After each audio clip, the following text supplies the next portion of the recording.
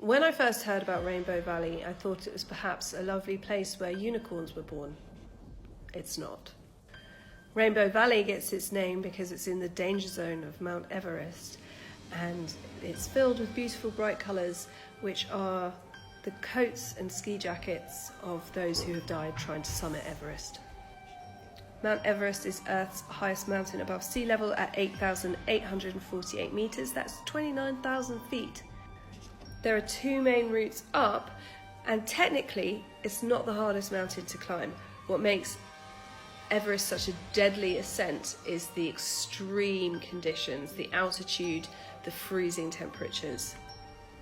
In the early 1920s, the British first started to summit Everest, and in 1924, one of the greatest mysteries of Everest happened when George Mallory and Andrew Irvine tried to summit Everest and just disappeared.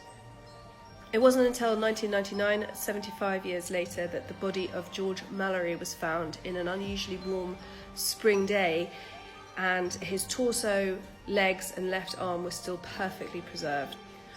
What I found really disturbing about Everest is that there's now a queue to summit.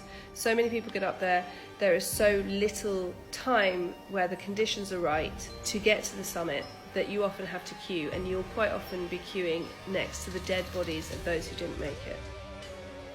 Most deaths happen when climbers stop listening to their Sherpas. Their Sherpas have all the knowledge and the know-how, and when you stop listening to your Sherpa and stop in the danger zone, that's basically game over. Not only is the queue hugely disturbing, but the amount of human waste up there is pretty horrifying. There's as much as 12,000 kilos left behind each season. There's also abandoned tents, abandoned oxygen tanks. Basically, man's desire to summit Everest means Everest is skiing trash. Interestingly, most deaths occur on the descent, not the ascent, because by then you're running low on oxygen supplies, you're exhausted, and the altitude and cold is getting to you.